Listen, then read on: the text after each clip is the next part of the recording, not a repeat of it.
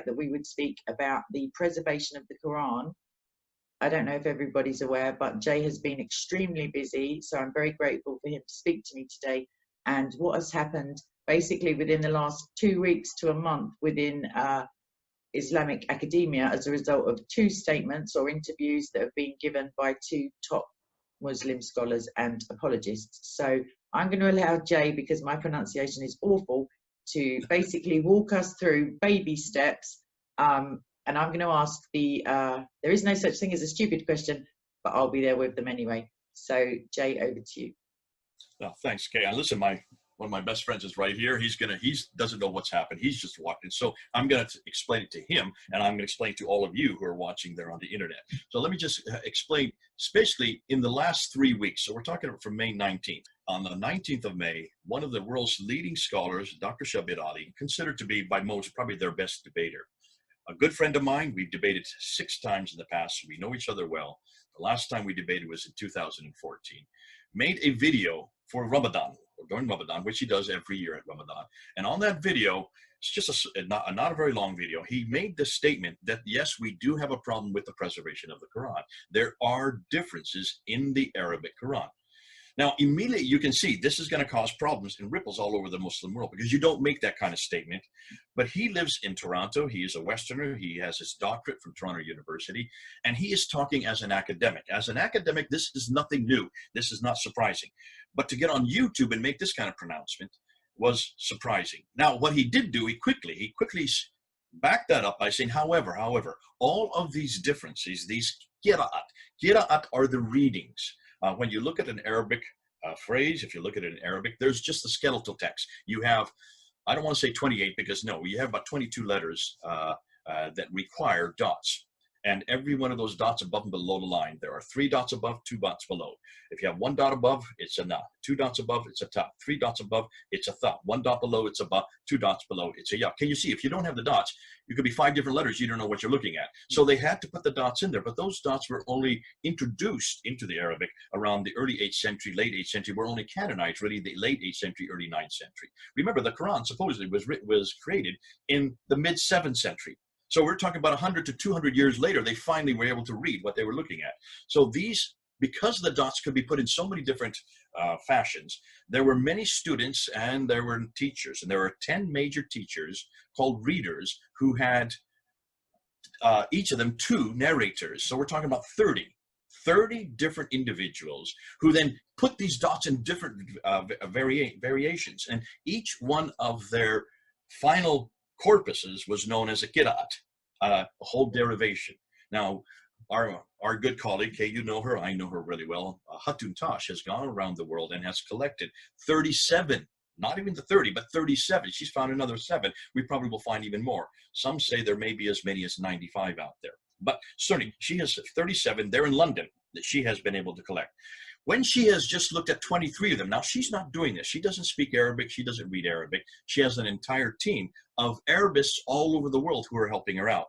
They don't want to go public. They won't put their face on the camera. Hatun does, because she owns these books. She owns these Arabic derivations. And looking at 23 of them, they have been able to find 93,000 differences. Wow. Can you see the dilemma?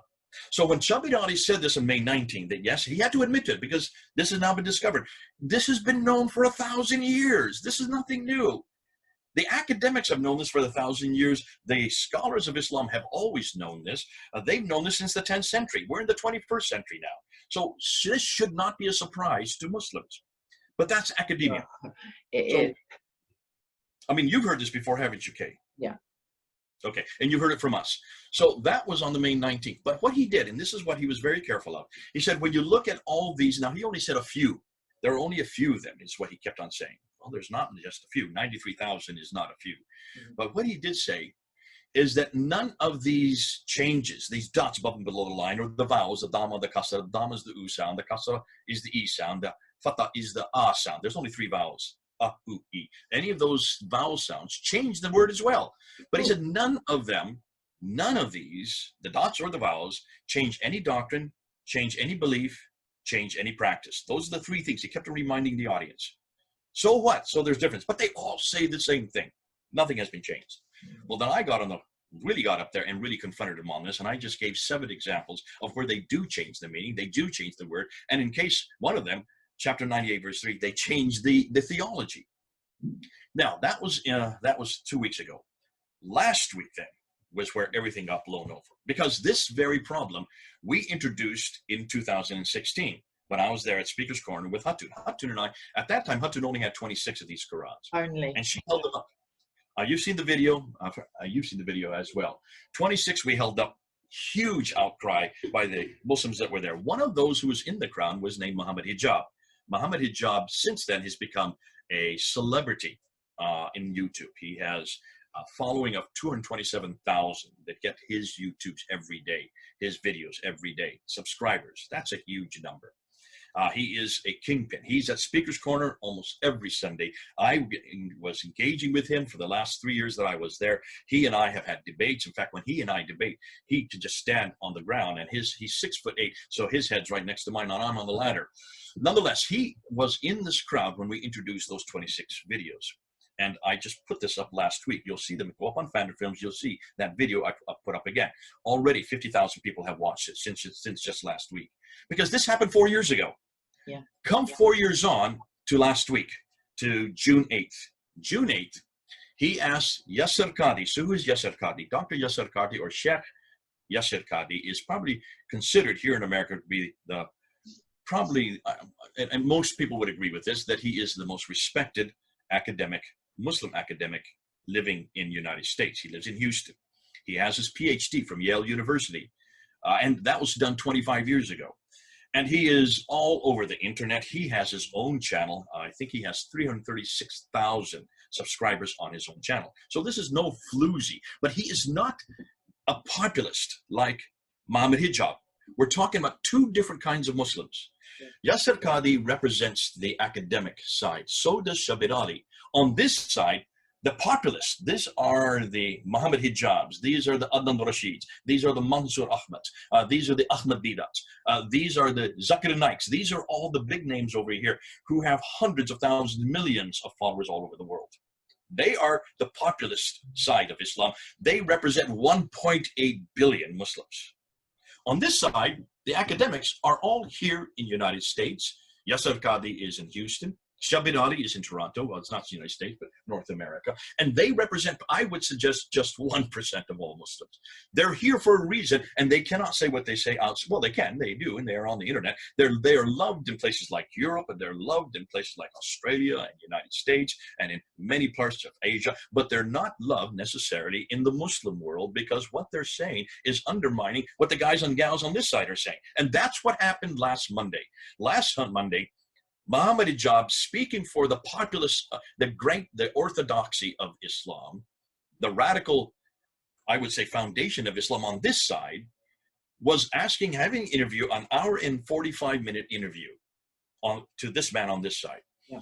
And most of the interview was a tussle back and forth. Now, most of you haven't seen that interview. Don't worry about it, because it's not really important until you get to 1 hour and 20 minutes. When you get to 1 hour and 21 minutes, everything blows open. Because he then turns to Yasser Qadhi, and he says to Yasser Qadhi, what happened to you in Yale? What was this crisis you went through in Yale 25 years ago? Now, Yasser Qadhi did not want to talk about it. You can go up and see. He was trying to say, this is nothing for us. This is, how can I answer this in a 20 minutes interview? How can I talk?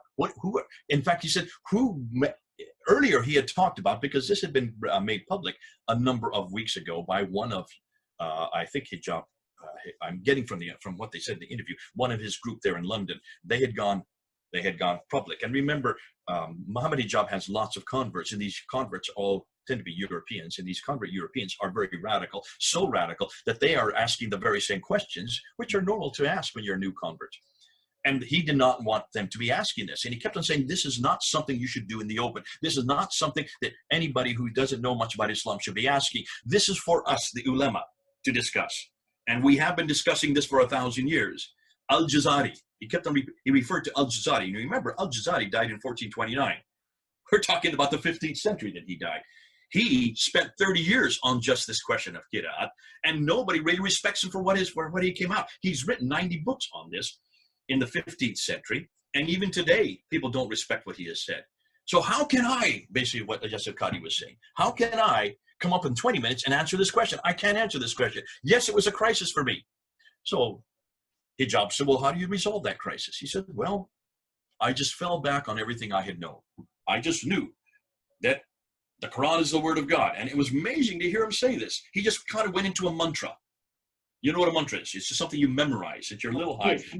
Neuro-linguistic programming. It's just a comfort phrase that can lull your, you know, I think he was feeling stressed at that point because he was definitely on the spot. I would imagine that he did not want to talk about this, not on camera, and he did not want to talk about a crisis he had 25 years ago that he still can't answer 25 years later. 25 years later, and he cannot answer a simple question. What about these qira'at? What about these different readings? How are you going to do it? So finally, Muhammad Hijab puts his hand down and says, here's a blank piece of paper. What are you going to write on this paper? Tell me, which one? Is it going to be the same Quran? Is it going to be the same Quran as back there at the time of Uthman? Is it going to be the Hafs? Is it going to be the Warsh? Is it going to be the Al-Duri? Which one are you going to write? He wouldn't answer. God, he could not answer. And I'm sitting there saying, I can't believe what I'm watching. It's right there. Everybody's seeing this. Finally, Yasir Qadhi says, listen, this is the most difficult question that any Muslim scholar can answer. That's why I had this crisis back there. How did he solve that crisis? The Quran is the word of God. The Quran is perfect. The Quran has never changed. This mantra, almost basically, you can see the cognitive dissonance as he was just going into this mantra. And I'm just sitting there saying, I can't believe he's showing us how they answered it. For 1,000 years, this is how they answered it. They didn't. They never answered it. All they could do was fall back onto this mantra, which they had memorized. And they had been passing down from generation to generation for now 1,000 years. This the red is the same line. That's it, a line that they won't cross. cross. Talking about the red line. Oh, I love that. You picked that up, didn't you, Kate? Yeah. So he says, we have a red line in Islam, which we don't go beyond. We do not go beyond this red line.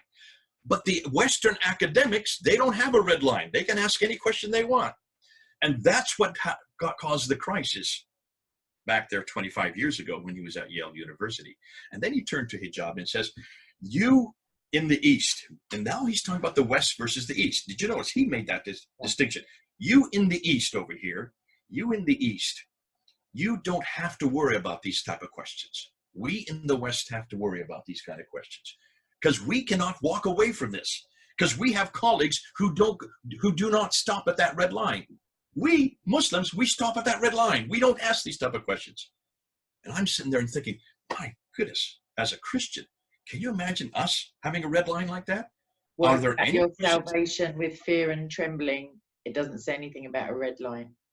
There's nothing. There's no question that you can't ask. In fact, we are the ones that encourage asking. Why do you think we have historical criticism today? Historical criticism was created on the Bible. Biblical criticism is what created historical criticism. Redacted criticism, source criticism, all these criticisms came out of the biblical criticism that started in the 1800s. It was Christians that asked it. Wellhausen, look at them. They were all Christians.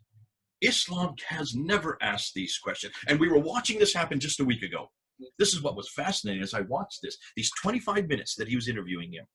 Finally, Hijab was frustrated. You can see he was frustrated. He says, I'm going to ask you again. Here is this blank piece of paper. Tell me what you're going to write on that blank piece of paper. Which of these qira'at? Because we have been saying since time immemorial for 1,400 years, there's only one Quran. And the Quran does not change.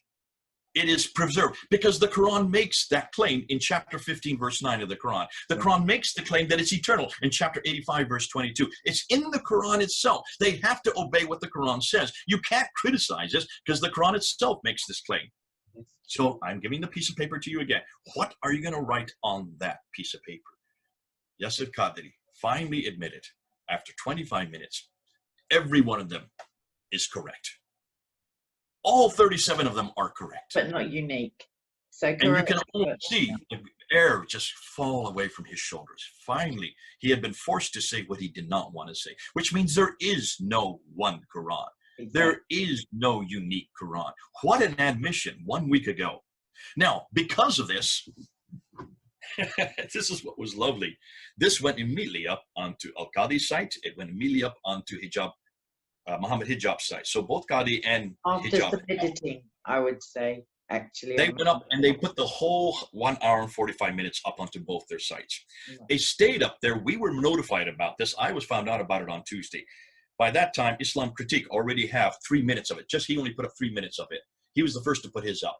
David Wood quickly had an interview with Tony Costa on it for 2 hours. I was asked quickly, Jake, you need to be the response. So what I did is I took that 25 minutes where all the damage was done, and I did one snippet after another. I said, here's his claim, and then I unpacked it. Here's his claim, and then I unpacked it. Here's his claim, then I went and unpacked it. And I put that up there on Tuesday morning, or I think Tuesday morning or maybe Wednesday morning. So it's only been up there 4 days. Already, I just want to see, let's just go look and see how many people have watched it just in 4 days. I'm just going to look up over here. Already, 16,000 people have watched that. Wow. Just in 4 days. That's a new record for me.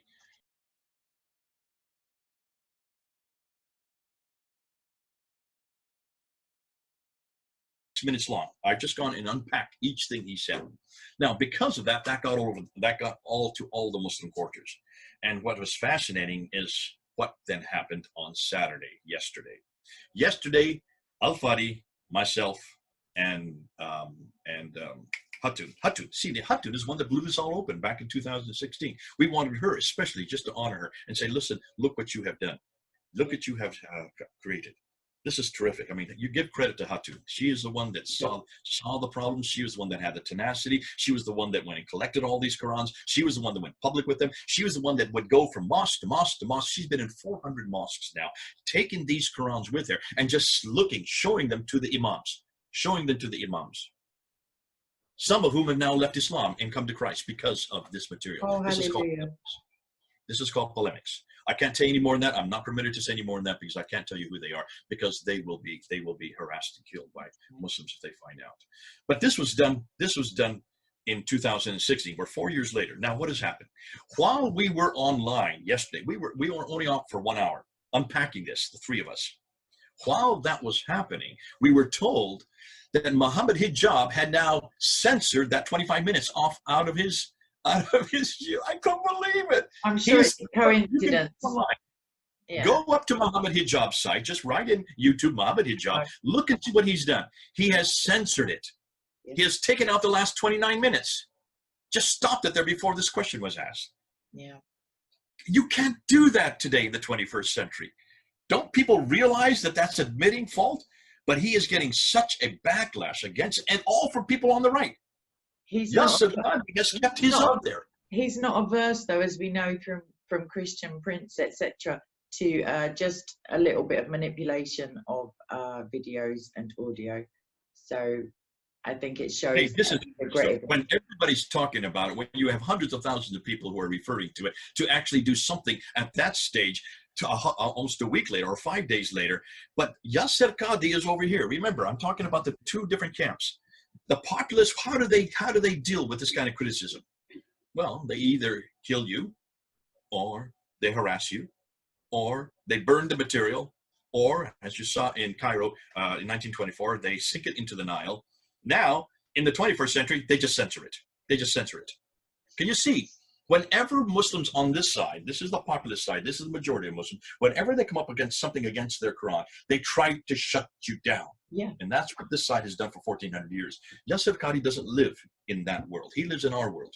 He has been brought up here in Houston. He has been brought up on the Western traditions and of academia. He is an academic. That's why he struggled so much last Monday. I felt sorry for him, but bless his honesty. He has yet to censor that. He is getting hammered. So what happened? On Friday, Adnan Rashid. Now, you all know who Adnan Rashid is. He's a good friend of mine. I've debated him 4 times, many times there at Speaker's Corner. Kay, you have tackled with him in the last few weeks. You know him personally. You know that he is from Pakistan. He is also a big player. I don't know how many tens of thousands or hundreds of thousands he has on his YouTube site, but he's one of the biggest ones out there. He decided to do an interview with Hussein. They did an interview, I think it was Friday. And on that interview, bless Adnan Rashid, he just threw Qadhi under the bus, And he didn't get upset with hijab, he got upset with Qadhi. Why did Qadhi mention these things? Why did Qadhi just not simply hold out the Birmingham folios? that were discovered in 2000. Questions about Adnan's video. I'm going to insert them and then you can come along to them. One of them, he asserts that both the ink and the parchment or paper was carbon dated. I'd like your thoughts on that because we've discussed that privately. Yeah, there are so many mistakes he made in just those few minutes. He mentioned that the Birmingham folios prove. He said, why didn't he just show this? Because there's no Qira'at. See, Qira'at are only the dots added and the vowelization. That's done in the 8th and 9th century. So the Qira'at is not the most damaging material. This is not even that damaging. When Qadi said, this is the most difficult question they've had, no, it's not, Qadi. Wait till you see what we're going to throw at you. This is all from the 8th, 9th, and 10th century, way over here. I don't care about that. I want to know what's happened in the 7th century. I want to know what's happened in the very beginning. I want to know what happened at the time of Uthman in 652. I want to know where that Uthmanic recension is that you're always talking about. Where's the original Quran? And that's what Adnan tried to say. Adnan tried to bring that in. Do you notice? What is the Quran that he claimed was the Uthmanic Quran? The Husayni Quran in Cairo. Right. What an idiot. Wow. Claiming that, and did you notice what he claimed? He said it was from the original, but then he quickly qualified himself. No, it's from the 1st century AH. That means up to 719. Yeah. That this is before 719. Who in the world would ever accept that? 719? Nobody considers this to be even an 8th century Quran. It may be a late 8th century, but many people put this to the 9th century. What's more, it does not belong to the 63, that Islamic Awareness website that he claimed where it's been housed. He said it's in the Islamic Awareness website. Go up on the Islamic Awareness website and see if it's part of the 63 fragments that they have listed there. Not at all. Mm-hmm. And then he claimed that it's 99% finished. Only the Fatiha and parts of Surah Al-Baqarah are missing, which is the 1 and 2. Yeah. Fascinating. Making mistake after mistake after mistake, and saying that radiocarbon dating not only dates the parchment, it also dates the ink. Nobody in their right mind would make that kind of statement. Obviously, he doesn't know what he's talking about. So he's made it even better. But see, he's done us a favor, Kate. And I'm not going to say too much more about that because it's all going to be unpacked tomorrow. I'm unpacking that with Hatun, and we need to unpack that tomorrow when we're going to go and look at the Birmingham folio. We're going to look at the Husayni manuscript from Egypt. We've been studying these manuscripts for years now. Listen, I was the one that first brought this up to Shabir Ali's attention back in 2014. So for 6 years, we have been studying it. We know exactly what they contain. We know what verses they contain. We know what's missing. We know what's not missing. We know also the dates for these manuscripts. That we're going to introduce tomorrow, not today, tomorrow. Yeah. I know you want me to say something about it, but I have to be careful because no, it's nothing technical. It's you mentioned to me before that he's misdescribing it as something like the language he uses about the Birmingham stuff, as it were, is it makes it sound a lot more than it is, when in actual fact it's not very much, and it's far less than the biblical manuscripts that we were able to access without Uthman's intervention or any like accidental fire. I'll just say this much, okay, right now. The Birmingham Folios is just 2 pages front and back. It's parts of 6 in 020. That's it. Yeah. It's not a whole manuscript. It's just a few. What's more, nothing on it is about Islam. All of it is about Moses. It's about the 7 sleepers of Ephesus. And if you look at these stories have nothing to do with Islam. These are pre-Islamic stories. Right. What's more, the dates are 568 to 645. When was the Quran finally canonized under Uthman? In 652. So even if you go with the latest date, the last date, it's 7 years before the Quran was even finally canonized, finally written down. Yeah. So how could it be the original Quran? Secondly, on top of that, carbon dating is so inexact. The fact that they have to put from 568 to 645, that's almost 100 years wingspan, proves that this is a very inexact science. Thirdly, what you notice, and this is what you brought up, when you talk about radiocarbon dating, you can only look at when the animal died. So the parchment may have been created at that time. Let's say 645. They're going to go with the latest date, obviously. Let's just say it was created 645. When was it written on? That could be decades later. That could be many years later. What's interesting is you cannot date the ink because the ink is amalgamation of many different pigments that come from many parts of the world, that come from many ages. Only date one. Nobody ever dates the ink. You can only date the parchment. Now, so I'm not making enormous mistakes, but it's what he has done us a favor, and this is what I want to talk about. in this whole thing, everything has been Qur'at, which is way back in the 8th and 9th century. I don't want to talk about the Qur'at. I would rather they talk about the manuscripts. So who has done us a favor by now pushing us into the manuscripts but Adnan Rashid? Which means now, this week, we're going on the offensive. Remember, Kay, I said always, always, always, the best defense is a good offense. Always put them on the defense. Notice nobody's talking about Bible manuscripts. Nobody's talking about the historicity of Jesus. None of this. It's all against Islam, and it's all against the Quran. The one thing the Muslims don't want us to talk about is this. So let's go back to Shabbat Ali. We forgot about him, right? Yes. What happened? A week ago, he put a video up an hour and a half trying to confront me on the Qur'an. That I haven't even answered. That I'm going to be doing on Tuesday with Al-Fadi. I'm going to let Al-Fadi answer that because he is a native Arab. He is a Saudi Arabian who speaks the same dialect as Muhammad would have spoken from the Hijaz. So he, by far, is the best in the world in this, doing a doctorate. His PhD is on the Sana'a manuscript. Now, he is soon to be the world authority on this. So who better to speak than let him speak? Because who am I? I'm a white American. We're the worst of the worst. So I'm not going to open my mouth on this. I'm going to let Al-Fadi talk about this on Tuesday. But we're going to go beyond that because now, today, as we speak, in fact, just about 2.5 hours ago, Shabbat Ali has now put out another video against me. Both these videos are against me. Why is he so interested in attacking me? Take a look at what he's saying today. I have not yet been given it. It's not sent to me yet. What he said yesterday, I'm going to put out a video to confront Jay with the debate we had in 2014. I can't believe it. This is 6 years later. He's now putting another video today of what happened 6 years ago without even realizing we're not even using that material from 6 years ago. So that we're going to confront on Tuesday. And I'll probably do a whole nother video on Wednesday just answering that because he has no idea how much further we have got. We only thought we had 800 variants, manuscript variants in 2014. We're over 4,000 of those manuscript variants. This is the book we introduced last year.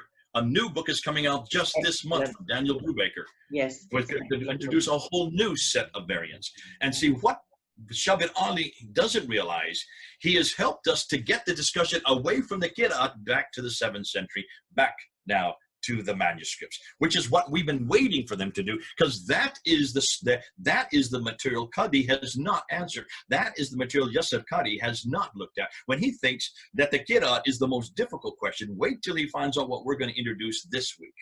Now, that's going to be on Tuesday and Wednesday. What's happening on Friday? On Friday, then David Wood is having me on his site. We're going to go up on his channel, Act 17, Apologetics. He has I think he has 468,000 subscribers, by far the largest in the world. No one has that large a following. He is by far our biggest. No one even comes close to him.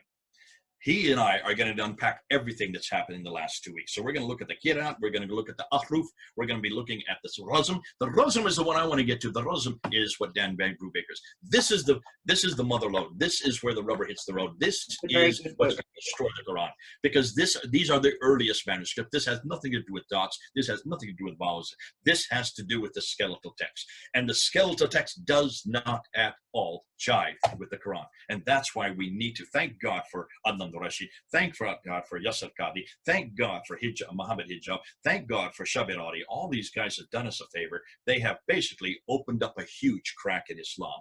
And that's why I've never seen numbers like this on my internet. I've never seen numbers on Fander Films that I'm getting today.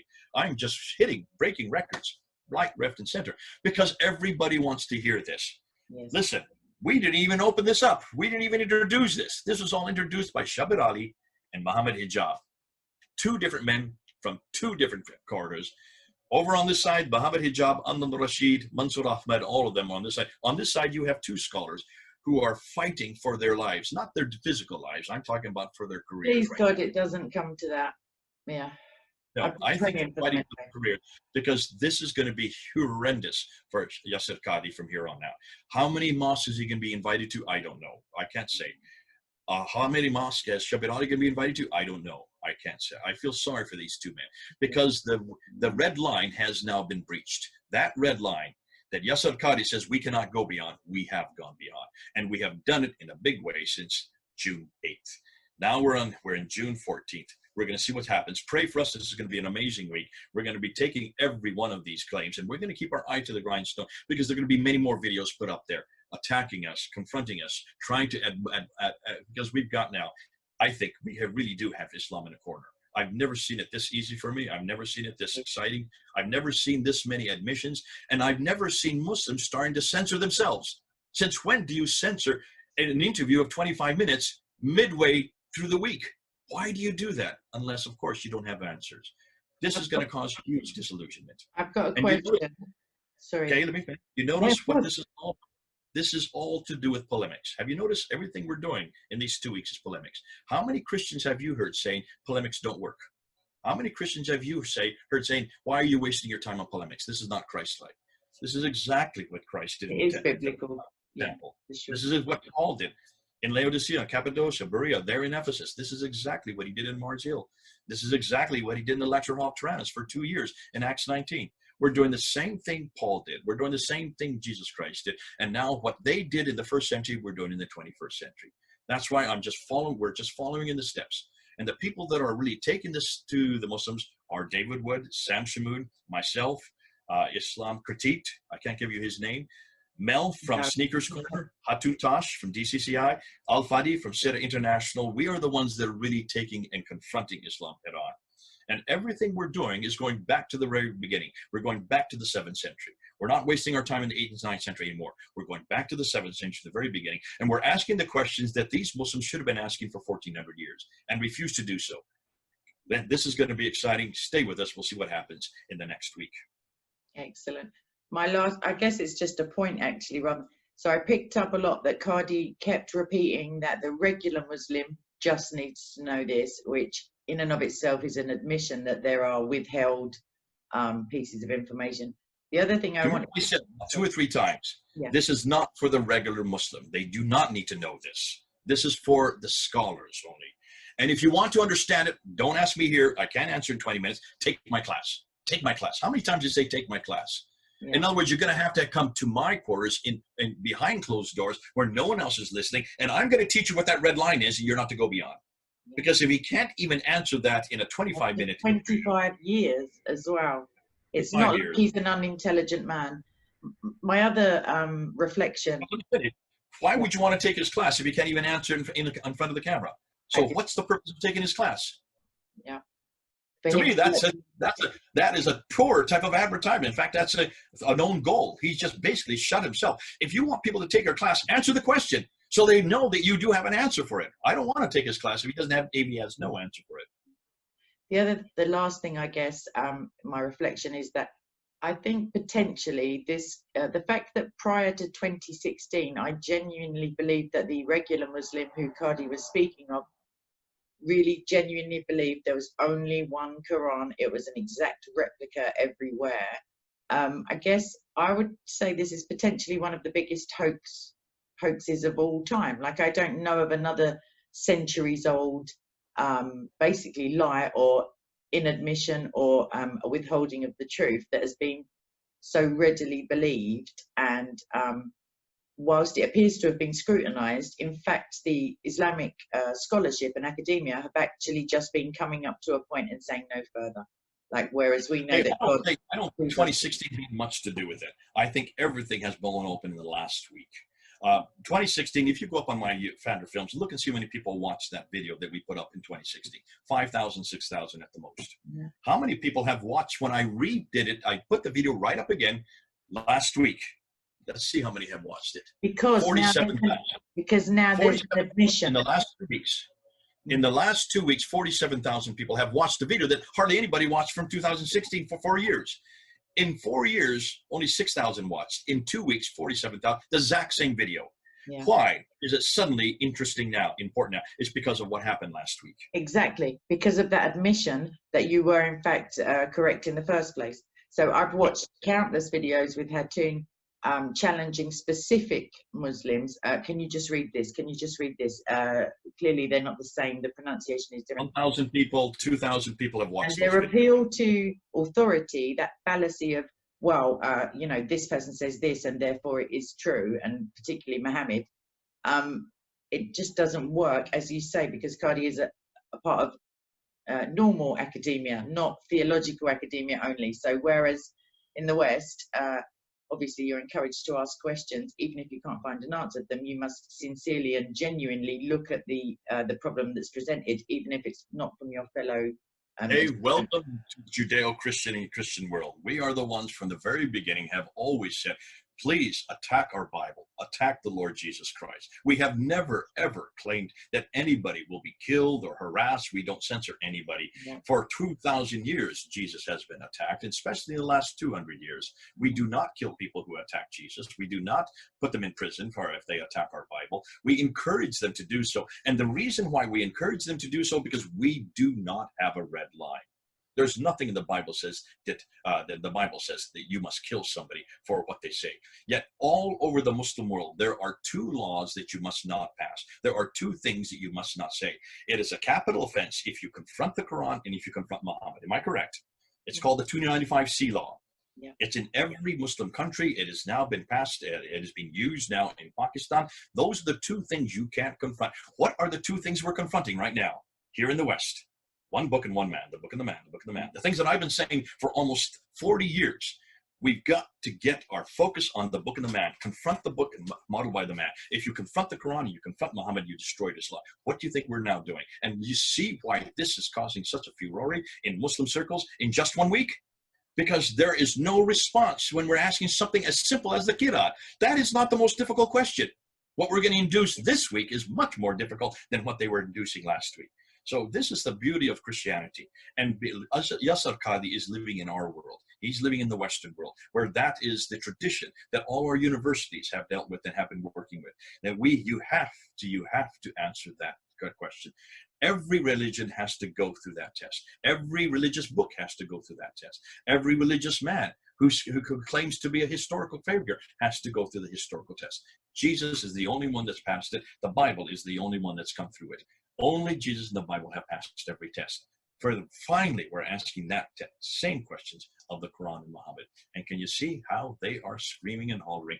I would suggest that this may be the beginning of the crack of Islam starting to open. And I don't think we're just going to have a few. I think we're going to have thousands, maybe even millions who will finally live Islam over this one question. Let's see.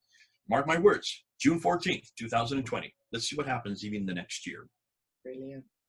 What I would say is the reason that we invite criticism and criticize ourselves, as in textual criticism, is because we have the truth.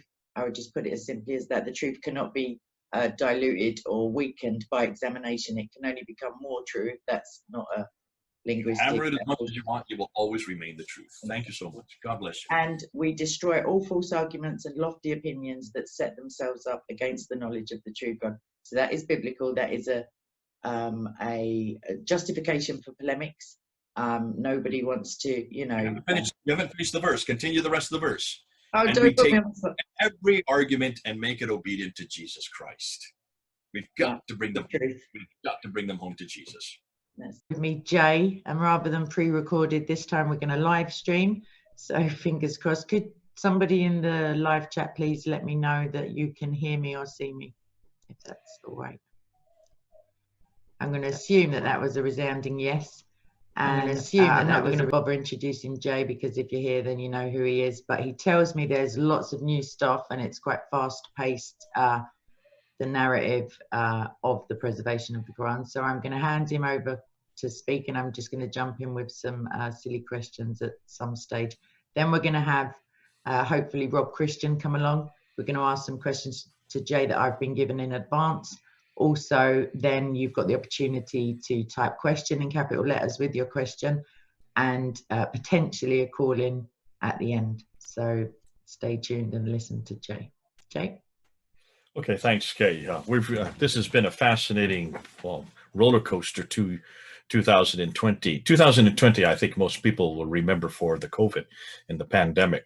Maybe some of you, some of those of us here in the United States will remember it for the very contentious election that's coming up. But for those of us working in Islam, and that includes Kay, myself, others who are working in Islam, we're going to remember 2020 completely different. This is the year that everything seems to have just blown open. And a lot of that is possibly because of the pandemic, because many of us have had to stay home. Many of us, because we're home, we're doing a lot more research. Because we're doing a lot more research, then we're getting a lot more requests to do live streams like this. and also Zoom webinars and many other teaching that I've been doing. I've been more busy now than I've ever been in any of my last 40 years of ministry. But as we've been delving into the historical critique, and that's what we're talking about, looking at Islam historically, we've always known that the traditions from the 9th and 10th century have been wrong. We've always assumed that because they're written so late, 9th and 10th century, for what was happening in the 7th century. And because they were written so late, 200 to 300 years too late, and hundreds of miles away, people like Al-Bukhari, Bukhara. Where's Bukhara? Well, that's in Uzbekistan. Tabari, who is the one who is first to write down the tafsir and the tahriq. Well, where is he from? Tabaristan. That's northern Iran. So those are hundreds of miles away, hundreds of years later, nothing to do with Mecca and Medina. They never lived in Mecca and Medina. They never were in Mecca and Medina. They did the work in Baghdad, of all places, which is way up north again. And everything we're finding now, everything with this coming down the pike, everything that we're looking at from the 7th and 8th century, notice 7th and 8th century, not 9th and 10th century, everything from the 7th and 8th century comes from much further north, much, much further north, hundreds of miles north. We can't find anything from Mecca and Medina. We can't find anything from that area known as the Hijaz. The Hijaz or Hejaz, that's that central part of Arabia where Muhammad was born. Mecca, this supposedly, according to traditions, he was born there. He lived there till 622 when he moved up to Medina and took about 80 followers with him. That would be great. And that history has always been there when we've always looked at it. And that's the only narrative we have. And yet now we're going back to the 7th and 8th century and saying, where is this city called Mecca? Can't find it. Where is this man called Muhammad? Can't find him. Where are these Jews living in Medina? Can't find them. No Jews anywhere in Medina at all. Not that early and not that far south. So this is what's been fascinating. We didn't really know what we were getting into. I remember first hearing about this back in 1995 when I was studying under Dr. Gerald Hotting at the University of London at SOAS, School of Orient and African Studies. And I remember him saying that there are some real problems with the emergence of Islam, with the beginning of Islam historically, and he's a historian. And I remember taking his class there in 1994. So we're talking 26 years ago. So this is something I've known about. Kay, how old are you? It is very impolite to ask, but you can assume that I was for sure alive in 1994 and I was probably paying taxes. Yeah. Okay, so you were still alive, but some of those people, oh my goodness, I thought you were a lot younger. You look a lot better than your age. All right, well, sorry, I am, but in this case, it does you a favor. You look great for however old you are. But for many of those who are listening, were not even alive in 1994 when I was getting this material and hearing it and seeing Muslim after Muslim leave the class, slamming the door, angry by what they were hearing. And they were angry for a very good reason, because nobody had ever shown them or had ever introduced to them this new historical material. And it's not the very difficult material. It's basically looking at buildings, looking at manuscripts, looking at documents, looking at coins, looking at inscriptions, because these things still exist from the 7th century. But this year, 2020, whereas when it all really started coming together. And I remember I was in London, remember last year, about a year ago, I was there in London. I came to London. I was coming back from another country, and I stopped in to see Hatun and you guys, and we went down to Speaker's Corner. I got up on the ladder, and Hatun says, hey, let's go to the British Museum. I think there's some material that you'd like to see. So we went to the British Museum, and she showed me some coins on display in a new gallery that had just been constructed on Islam. And there was one coin that I looked at that had the shahad on it, La ilaha illallah Muhammadur Rasulullah, but it had it attributed to Muawiyah, the first of the caliphs for the Umayyad Caliphate, and he came to power in 661. And I said, no.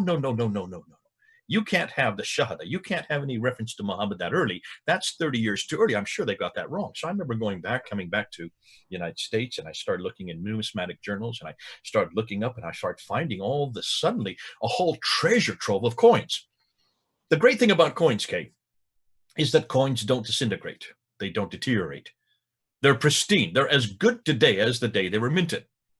And you just need to look at them. You just need to look at the faces on the coin.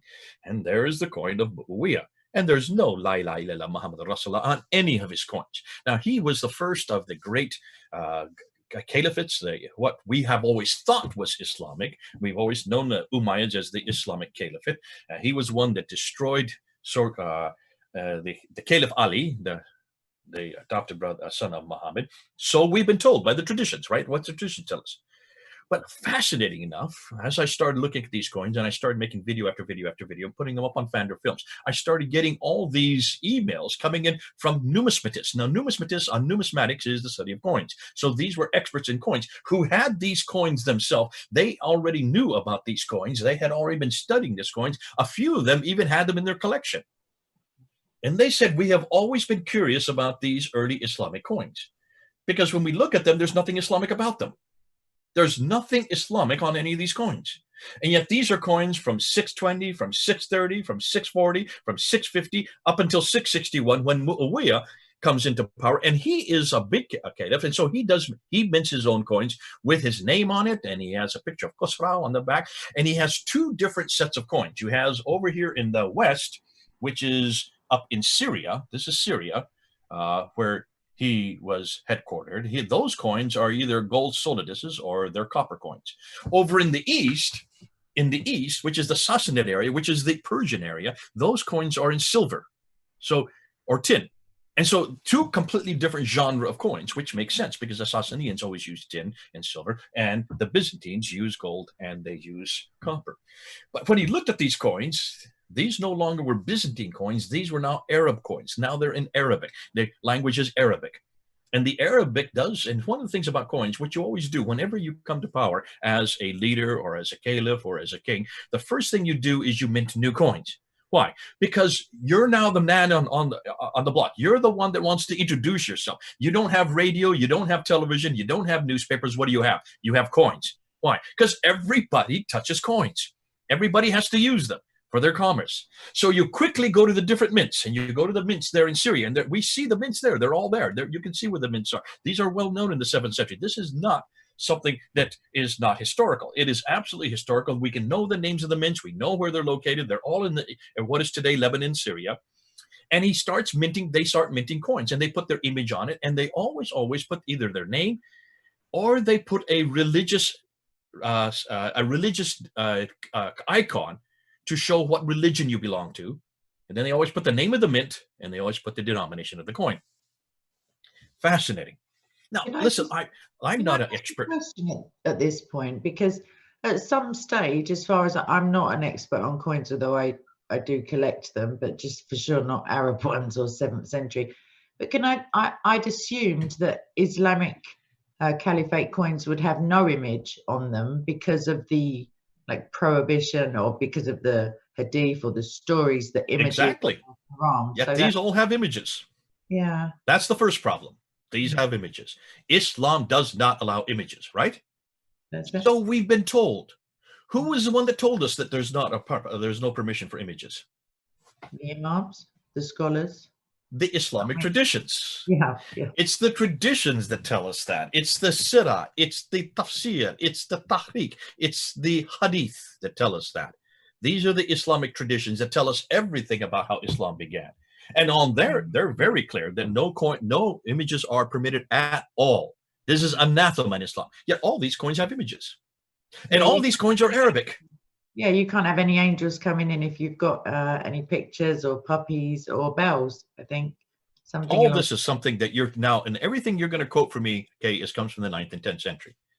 Right. Always remember, everything, you can't do this, you can't do that. I'll ask you, where are you talking about? What? Yeah. And this is what the numismatists were saying. They were saying the same thing, just like you. They're saying, how can we interpret these coins when these are supposed to be Islamic coins? What are images doing on them? More than that, look what the images are holding. They're holding crosses. A cross in their hand and a cross above their head. How can you have a king who's a Muslim with a cross above his head and a cross in his hand, unless he's a Christian? Yeah. Now, I said to them, and I said, okay, listen, what you're trying to do, I call this the Islamic dance. You're just dancing the Islamic dance. And the Islamic dance always says, we will always do what the Muslims have told us, like you just did 5 minutes ago. Also, you can't have a dance without music, I'm afraid. And that's also haram. So break your heart. The Islamic dance starts from the premise that everything we see, everything we look at, we're going to use the Islamic traditions to interpret it by and impose those traditions on everything we see.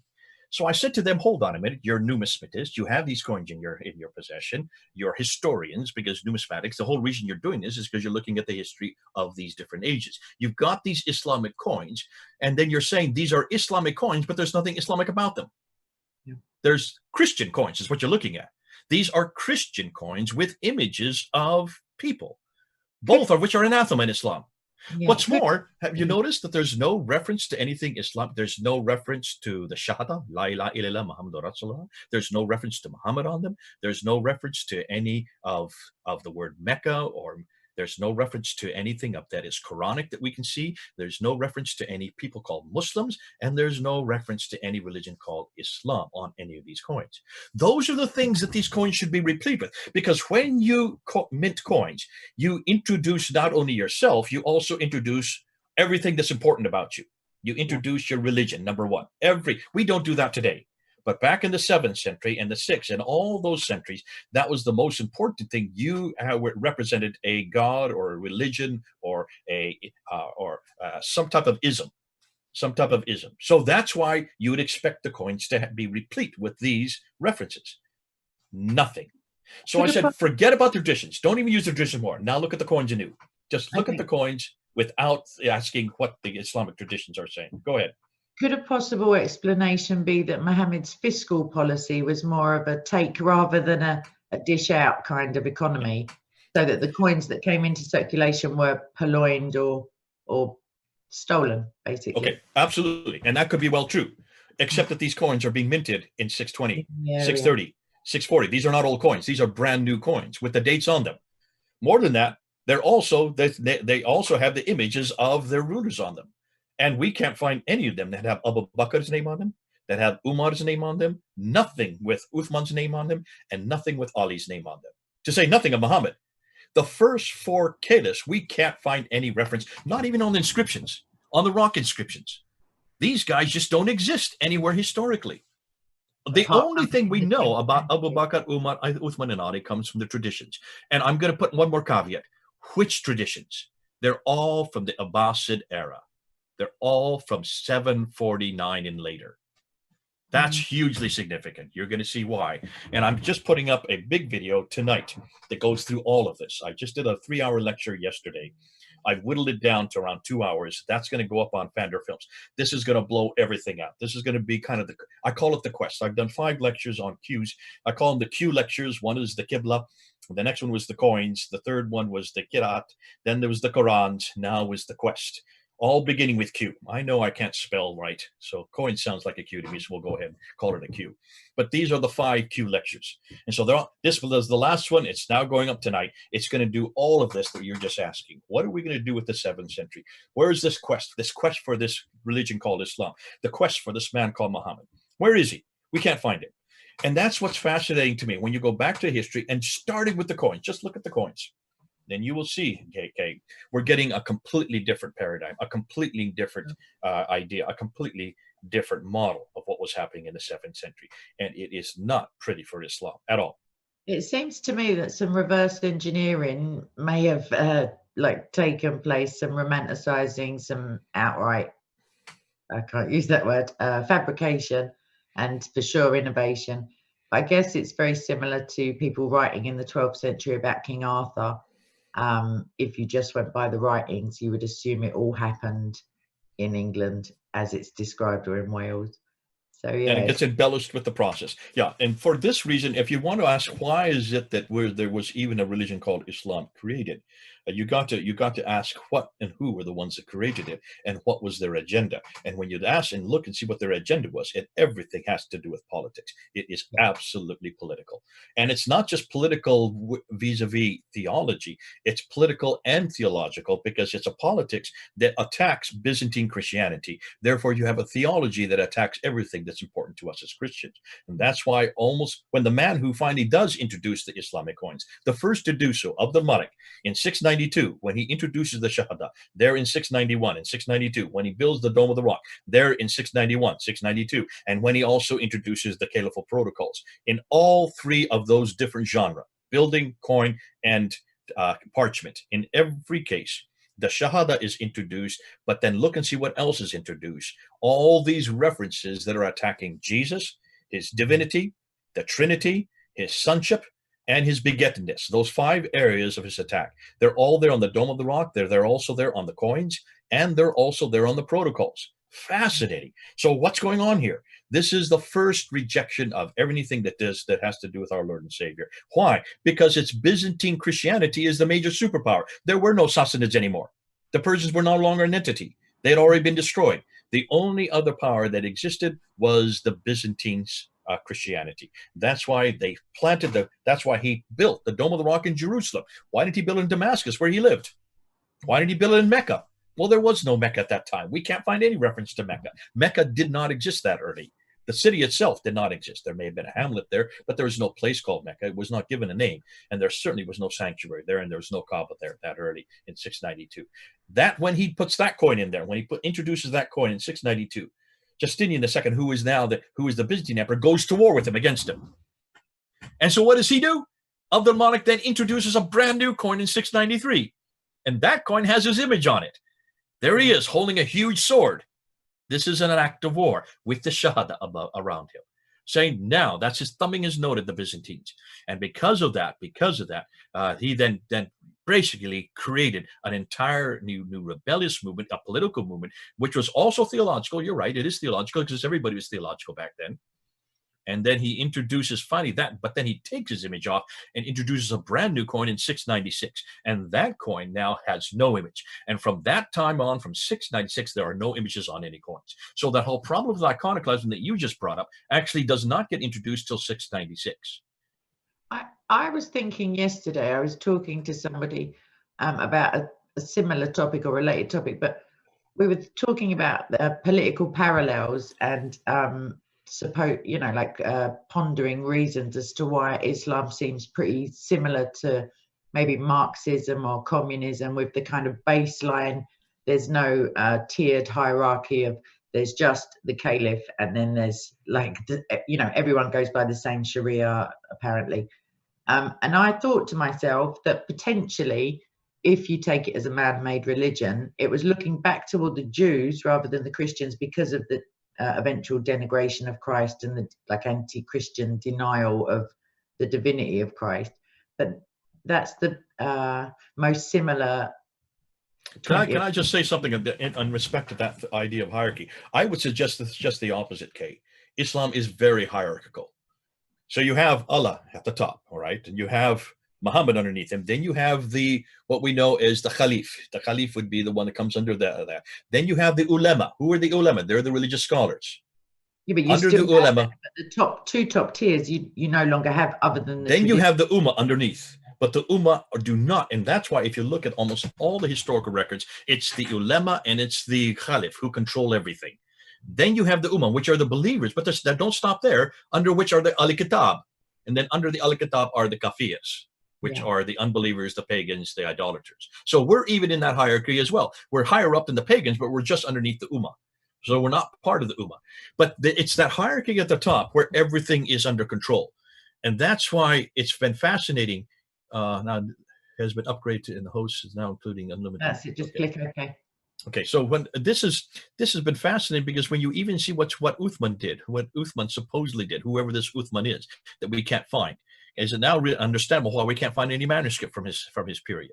Bingo, that makes sense now. If he didn't exist, then there's no manuscript there. And hold on a minute, there are manuscripts, and take a look and see where those manuscripts are coming to light. And they are not from the Hijaz; they're all from up further north. Now, can you understand why these suddenly come important? Do you see these books here? 1, 2, 3, 4, 5, 6, 7, 8, 9. I have 9. Hatun has 37. I just bought these in August. You can buy them. Fair enough. I'm joking. Not one of these is the same. Yeah. Not one of these is the same. Each one of them is a Quran. But these don't even come into existence until 736. This guy right here. This one here that I'm pointing to. That's the first of all of these. Of the 30 official ones, yeah. Okay, I have a question. I'm not doing the Islamic salute. I have a question. I was just wondering, so of the the first 7th century and then later, are any of the discrepancies, so some of them I know from Speaker's Corner are just a complete different word. One dot has made it into a complete different meaning.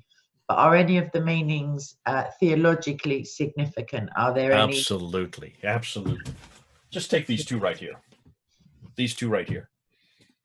This is Warsh. This is Hafs. Right. Hafs is the one that's used all over the world. This is used all over North Africa. Just these two, 5,000 differences between these two. Wow. 5,000 differences that we have found between. This is the team in Australia has found this. And when you look at the differences, you will see that most, I would say a third of them have theological differences. Theological difference. But that's not, who cares? Who cares if there's theological difference? Remember, that's not the claim. Listen, I do. I know you do. But do you notice what Muslims are saying? No, Muslims aren't saying anything about theological difference. They're saying not one word, not one letter has changed. Yeah. That's what they're claiming. And it's not they're claiming it. It's the Quran itself that claims it. In chapter 10, verse 15, no one can change the word of God. Chapter 18, verse 27, no one can change a word of the word of God. But they chapter 15, verse 9, Allah guards his word. If Allah guards his word, there's not one word, not one letter. And that's why Yasir Qadhi and Shabbat Ali have been saying for decades now, there's not one word, not one letter has been changed. So who cares about what they're theologically different or not? That's the by and by. And we can spend, listen, we can spend for the next 30 years talking about that. Even when we looked at just one of them, Al-Fadi and I looked at chapter 98, verse 6, and we looked at the theological differences. Shabbat Ali did an hour and a half video trying to dispute that. And I'm sitting there and scratching my head. It takes him an hour and a half to dispute something that's just one verse. What's he going to do with the other 93,000 that we've got? Grow old. We have got 93,000 of these differences. Is he going to sit there and do an hour and a half video for each one of them? He doesn't even looked at them before. He didn't even know that that was a discrepancy until we introduced it to him. Why is it we're doing this and they're not doing this? And that's why they're saying, you know, so confidently, there's not one word, not one letter, because we've not done the work. We've not looked at it. We don't know. We just know that there's not. Why? Because the Quran promises it. And what we're saying is, don't trust the Quran anymore. The Quran, if it has even one word different, that means God is not God. Their God, Allah, has not been able to preserve it. Now, we don't make this claim as Christians. No. We would never say that about the Bible. Yeah. We know that it was written by men. We know that there'd be all kinds of differences in different manuscripts. That's why we have 24,000 manuscripts to look at, because we know that it's quite easy that men could manipulate it or decrete it or delete it or corrupt it. And that's why we want to get as many manuscripts. We have 10,000 Latin Vulgates. We have 5,800 Greek manuscripts, and we have another 9,000 in 11 different languages. That's why we're able to amalgamate them together, put them together. And that's why people like Bruce Metzer can say, 99.9% of the Quran, of the Bible, we pretty well know what the verses are. We know exactly what the words are. So we would make sure that we would never make the claim that the Quran makes, and we would never make the claim that Yasir Qadhi makes or any of the others. And case in point is that we don't have this problem then. As a result, we don't have this problem. This is just 8 or 9 of 30 official ones of looks like as many as 700 that existed between the 8th and 10th century. 700 of these different Qurans that existed, according to Dr. Shadi Nasser out of Harvard University. Okay, that leads me to a question that somebody gave me to ask pretty nicely. So if Shabir doesn't have time, unfortunately, to go through 93,000 differences at 90 minutes apiece, and if Mohammed Hijab said to me 3 weeks ago, no, it doesn't matter what Yasir Qadhi says, etc., what are the holes in the narrative? Because if these discrepancies hadn't been noted within Islamic academia prior to your and Tatun and everybody else's research, what is it that gave Qadhi the crisis of conscience, not faith, but what is it he can't reconcile? And now he's presumably has all this additional stuff to now try to reconcile. Because if they're claiming that prior to that there literally were no differences, because potentially they hadn't seen them, what was troubling them before? What are the holes in the narrative? Very simply, and this is the holes in the narrative that was finally answered by Yasir Qadhi after half an hour of berating by Mohammed Hijab. Finally said, I'm going to put a blank piece of paper. Which are you going to write there? That's the problem right there. What are you going to write on that blank piece of paper? Remember, every Muslim since they're knee-high to a grasshopper has always known that there is one Quran. Yeah. One Quran. And that Quran has never changed in 1400 years. It can't. Because if it's one Quran, this is the eternal Quran, how can puny humans even change one word of it? If even one word is changed, it takes away the whole authority for a eternal Quran. Yeah. It's the eternality that is the problem here. Yeah, because the it eternality. Becomes yeah. If since it's eternal, it no longer is open to human change, human manipulation. If you even intimate that there's one piece of one Quran or one word or one letter that has been changed, it takes away that eternality, it takes away that credibility, and it takes away any notion that a man named Muhammad even received it. Because if Muhammad could even do that, and Uthman could even do that, then what are we saying today? That these guys in the 8th, 9th, and 10th century were able to do that with 93,000 differences in their Qurans. And why is it we even have these different names? If there is one Quran, why do we have Qalun? Why do we have Ibn Amir? Why do we have Ibn Kathir? Why do we have Kisai? Why do we have Khalaf? Why do we have Shoba? Why are these here? The fact that everyone has a different name is very clear that every one of them came to different ways of reading it. There are different ways of looking at the Quran. There are hundreds of ways of looking at the Quran, and there are hundreds of ways of reading it. And that means in every one of the times you have even one difference in reading, it's open to interpretation, which means it's open to a different theological interpretation. Innovation as well. Yeah, and Mohammed confirmed at least 2 recitations. I'm going to just welcome Rob. I see that he's joined the meeting. I sent him a link a moment ago. I'm not sure if you two have met. So Rob, this is Jay. Jay, this Hi, Rob. is Christian. Hey, hello. God bless you. How are you? What does he look like? Where's your video? I can't see him. He doesn't. I have a hijab on like Allah. Allah doesn't show his face, so I'm also behind a hijab. So I have no idea who you are. I hope everybody is doing okay. God bless you. Thank you for allowing me to join in. You're very welcome. Are there any questions that you'd like to discuss with Jay, or is there anything you'd like to say on the preservation kerfuffle or far? Sure. This is really an interesting topic, and we can go all kind of directions. But you know, about the preservation of the Quran, it's funny that Muslims always claim that they have so many ahruf, and when you ask them what are the ahrufs, we will get tons of explanations. Some of them call it modes, other calls them letters. So they can't even agree what those 7 ahruf are. Literally, it means letters. But what are those letters? Nobody can say what they are. And we know that Uthman, he burned 6 of the 7. So we should have only 1. And who gave Uthman the authority to burn manuscripts? I mean, back in the old days, they used to write on bones, stones, and whatnot, animal skin. So who gave Uthman the authority to burn original manuscript? And what does it tell you when someone like Uthman, probably big chance that he did not even exist, as our brother Jay Smith said, but let's say he did exist, who gave him the authority to do so? Did Muhammad say, go burn my ahrufs? There's something fishy going on here, right? What do you want to hide? What do you want to hide? Well, I think everything you've just said the last 5 minutes comes from Al-Bukhari, volume 6, book number 61, hadith number 510. And if you look at that, that is again the 9th and 10th century. He's just quoting 9th and 10th century garbage. But this is I call it garbage because really it's so late, it's so late. But let's just unpack that, Rob, because it's fascinating. Everything that you have just is what every Muslim tells me. That's the narrative. That's the only narrative that's there. Stop and ask. In that same hadith that you just quoted, it does say why he had to do this. And it says very clearly that Hudayfa was up in Azerbaijan, battling in Azerbaijan against the Azerbaijanis. And there he came across other Muslims from Syria and from Iraq. And I assume they were from Basra and Kufa. And they went to the mosque. And when they were in the mosque, they heard the Quran being recited a different way. That's why Hudayfa comes diddling back down to Medina and talks to Uthman and says, we cannot do what the Christians have done. Must make sure we don't have more than one Quran. We must make it in the Qurayshi dialect. We must make it in this dialect.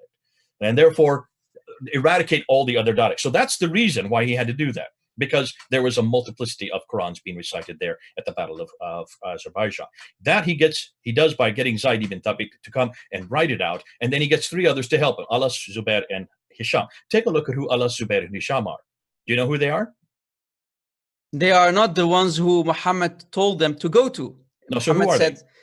They are basically people who were not really Sahaba, basically. So who are they? I have no idea who they are, to be honest with you. They are the son-in-laws of Uthman. Ah, They were married to Uthman's daughters. Yes. So they're nothing more than family members. Exactly, yeah. They have no authority. Correct. They are no scholarship. They are only one. There's only one reason, and one reason why they were chosen, because they were in the family of Uthman. Uthman chose them so that he could control it, and so therefore he would have control over the finished product. Now stop and think.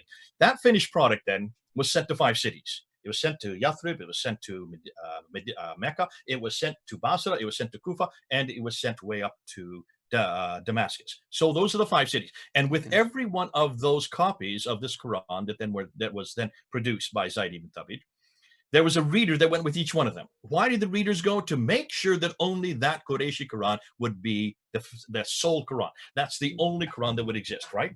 So 5 they cities, wanted to 5 standardize it, right? They wanted to standardize Absolutely. it. And the other ones, as we know, were all burnt. They were all destroyed. So all the other 6, as you mentioned, it probably was more than 6, because at this time, I always ask Muslims, when you say 7, what are the 7 you're talking about?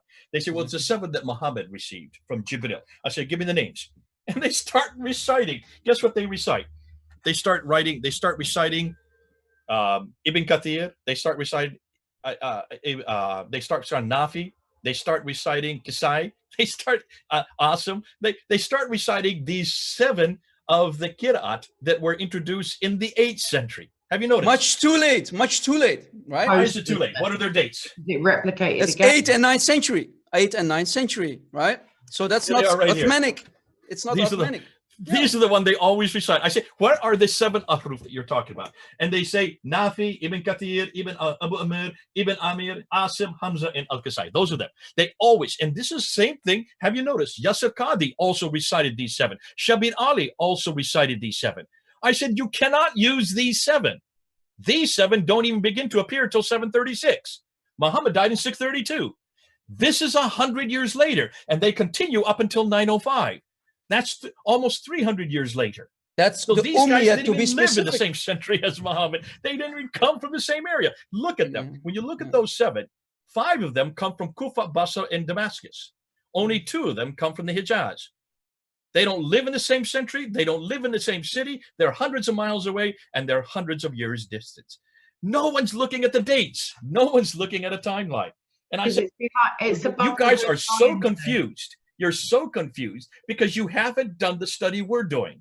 We're the ones who are putting it on a timeline. We're the ones that are looking at the names. We're the ones that are dating them. And we're also placing them on a map.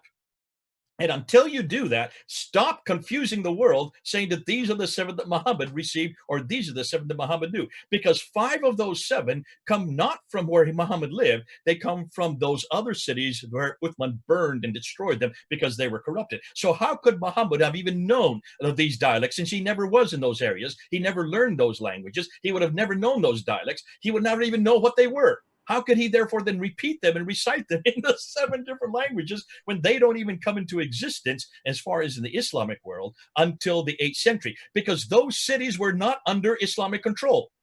They were not under Islamic control while Muhammad was living. The thing also, they only get under Islamic control or Arab control until 638 to 650.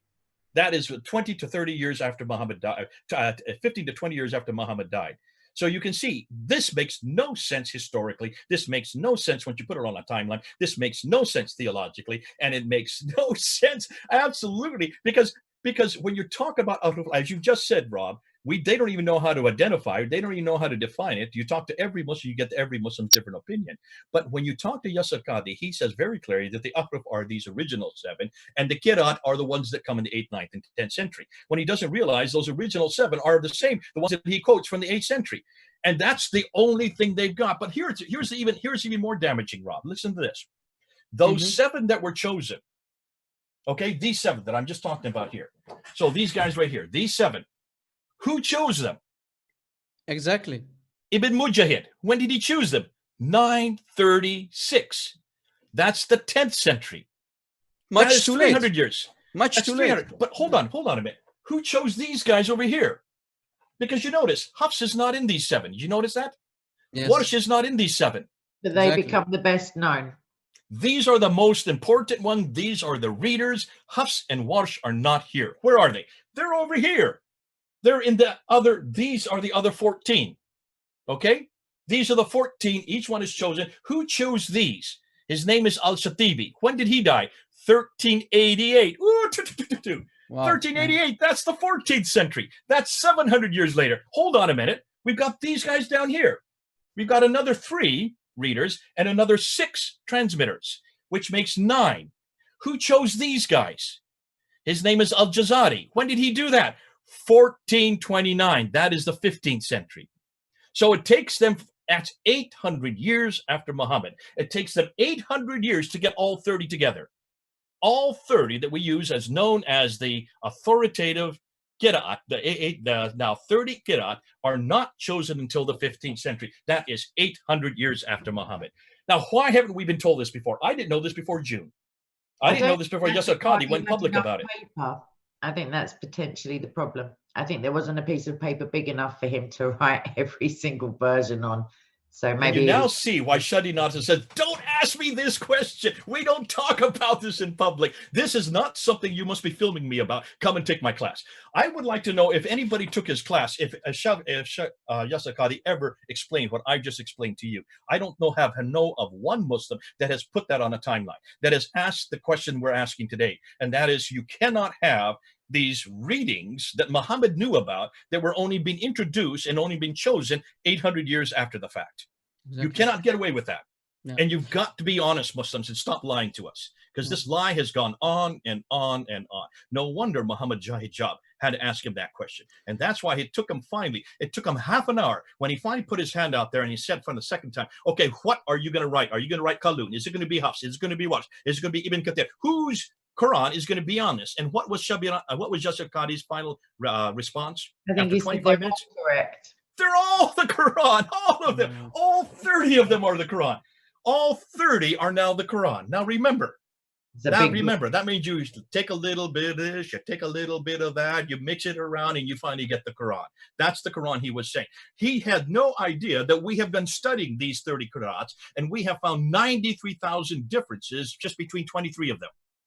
We're not even finished yet. Just with 23 of them, we found 93,000 differences. Just between Warsh right here, Warsh over here, and Hafs over here. These two right here, the two most popular today. There are 5,000 differences just between those two. And I've got them right here. Here are the two they are. There's Warsh, there's Hafs. Hafs over here, Warsh here. 5,000 differences. So how can he say that both are the Quran? How can he say that both of these exist in heaven? How can he say that both of these came down to Muhammad? Remember, Warsh did not even write this down until the 8th century, late 8th century, early 9th century. This was not even in existence until the 9th century. So how could Muhammad have known about it? Ooh, I love that. And that's why this is all proving to be a lie. No wonder this is a crisis of faith for him at Yale University back 25 years ago. No wonder. And when he was asked by Muhammad, was this a crisis of faith? He said, no. This is a crisis of knowledge. But I'm absolutely sure that Tawatur, I'm absolutely sure that the Quran is preserved. I'm absolutely sure that there has been no changes. It is completely preserved. He went into this mantra. Just went into this memorized mantra. This is what all Muslims do, and that's exactly what Muhammad Hijab is doing with you at Speaker's Corner. This is the mantra. This is the Islamic dance again. It's another one of those dances. They just dance it and they dance it, and they don't want you to disturb it, and they don't want you to get them off key, and they don't want you to get them off rhythm. Just let us do this dance. This is the dance we've been taught since we were the AI to a grass. Please don't destroy that dance, is what they're saying, because they have to have that dance. Because if you ever stop that dance, if you ever stop that rhythm, if you ever stopped the little song they do, if you ever stop that, everything comes crashing down. Everything comes crashing down, and it's starting to crash down. No wonder they had to delete that interview. They both had to delete their interviews. You can, if you delete something, that's an admission right there that you cannot answer this question. And that's why he said, do not ask me this question in public. This is not something we bring out in public. We have a respect for the Quran, and we have a red line beyond which we don't go. We don't go beyond that red line. Well, folks, now you're in America, now you're in Britain. There are no lines here. We don't have any lines in Christianity. We do not have any lines anywhere in Christianity. You can ask the Bible any question you want. There are no restrictions. Yes, we have a respect for the Bible, but that's the reason why we have a respect for the Bible, is because it has been asked of every question. Yes. It has gone through every one of the historical critiques. It was really historical criticism, redacted criticism, source criticism were really birthed on the Bible. And because of the Bible has gone through every one of those criticisms and has answered every one of them, we can sit back and say, folks, ask it any question you want. We will not put any fatwa on your head. We will not sit there and try to censor you. We will not try to delete you off the internet. We will not try to any ways to send thousands of people to try to shut you down out of speaker's corner. We will not threaten you. We will not do a thing for you. In fact, we will encourage you to ask the question, because our Bible can take that and our Lord Jesus Christ can take it. Amen. Amen. And the funny thing is, you said a very important thing, Brother Jay. The thing is, it took them 700 years, and that's really important. What I found really damaging is, still after 700 years, they did not fix the many grammatical and spelling mistakes in the Quran. Even the word Quran, just go to the Hafs Quran, the Hafs version. Allah, we know it's not Allah, there's nothing called Allah, but Allah cannot decide to write the name of his book correctly. In many ayahs, like, if I'm not mistaken, 168 ayahs of the Hafs Quran, the Quran is written like this, Quran. And the rest of the ayahs, it's written like Quran. So we should ask Allah to fix his Hafs Quran. Is it Quran? Please decide. Is it Quran or Quran? And there was actually an interesting article from a Saudi journalist a couple months ago. He asked the Saudi government, please, for the love of God, fix the at least 2,500 mistakes in the Quran. We see, for example, another example, the word skies. Sometimes they write it as sumut, and sometimes they write it with 2 alifs, samawat. So is it samawat or sumut? And there are many. Rob, let me ask you this. Rob, yeah. Let me jump in real quickly and ask you, why is it they didn't do what you're doing? Why is it they didn't correct the grammar? Because no one dares to do that. And they, okay, let me ask you, back you up. I'm going to keep backing you up on this, Rob. There is, I want to show you, you can see where I'm getting at. Yeah. One step back. So how did they choose these different kirat? What was the criteria? Can you rephrase the question? I don't exactly know. How did they choose? Yeah. How did they choose Ibn Amir? How did they choose Ibn Khalaf? How did they choose them? I don't know what you mean. Sorry. Are you familiar with Dr. Shadi Nasser and yes. from Harvard University? Yes. Have you read his book from 2012? No. Okay, you need to read it, because he shows you, he's the first one that's actually blown this all open. And he's coming out with a book next week. Next week. It's the next book that goes in, and he's going to destroy Ibn Mujahid. That's all coming out next week. So get your book. Now, what he says, and this is what's interesting, Rob, you're asking, why didn't they look and change the grammar? Did you notice that in every case, when every one of these was chosen, including this guy right here, Hafs, when this was chosen, they never opened one page to look at what was written inside. Did you notice that? Yeah. They didn't even look at one page. So why did they choose Hafs? Why did they choose Wash? Why did they choose Qalun? Shadi Nasser puts it there, and he puts it in graph after graph after graph. The reason they were chosen had nothing to do with what was written inside. The reason they were chosen was how many students they had underneath them. It had to do with a popularity contest. Yes. It had to be the number, what they call the isna, the strands of studentship. This and in some cases, like Waters, this one here had nothing to do with the strands, because he had not near as many strands as 2 others who were from Medina, and he was not even from Medina. He was from Cairo, and that's why he was chosen, because he lived in Cairo. It had nothing to do with what was written inside. It had nothing to do with the grammar. It had nothing to do with whether this corresponded with Nafi, he was in the stable with. In fact, there was nothing at all that did a comparison between the two. Now, how do you do textual criticism? How do we do that with the Bible? Whenever you do a textual critical analysis of the Bible or any other ancient piece of literature, whenever a new manuscript comes into light, whenever a new manuscript is uncovered and brought to the public sphere, the first thing you do is you take it and you compare it word for word, letter for letter, with the original manuscript. You always go to the original one, and if there are any differences between the two, you throw it out, because it's a corruption. It is nothing more than a perversion of that. That's what that is called textual criticism. That was not done once with any of these. And it's still not been done today. So can you then understand when we come to them and say there are 93,000 differences, they never heard that before. They had no idea. Not one Muslim listen, this has been going on for 1,000 years. These books they're all from the 8th, 9th, and 10th century. That's 1,000 years, folks. And in 1,000 years, nobody did a textual critical analysis of any of these, including this guy here. So why was this guy chosen? This is the Hafs. This is the official one today. Because of one guy, right? One guy in Al-Azhar. His name is Exactly. Muhammad Yes. Ibn al-Husayni al-Haddad. He was from Cairo University. He was there at Al-Azhar. What was his criteria for choosing this? Well, As you said, he had many students. Popularity contest. No. It wasn't reliability, Jay. That's it for had sure. nothing to do with reliability. It didn't even have nothing to do with his students, because he didn't even look at his students. What was the reason he chose it? The Ottomans had chosen it. And remember, the Ottomans were still in power theologically, not politically, but in power theologically in 1924. They were the ones that had always used it. Why did the Ottomans use it? Because of where he lived. He was from Kufa, which is the closest to where their capital was. So they chose him because he was he was from Kufa, which is one of the corrupted scripts, which is one of the corrupted dialects, which is the one that Uthman burned. And yet they chose it because of the fact of familiarity and because of simplicity. It had nothing to do with textual reliability. It had nothing to do with grammatical credibility. It had nothing to do with anything of authority other than the fact where he lived and the fact that he was easy to read. Exactly. And that's the problem with Muslims. They always say, Sami'na wa ata'na. We heard and we accepted, right? We heard and obeyed. So they don't study. They only hear what their scholars have to say, and that's it. Yeah, that's why it's so good. Can you see how easy this is for us?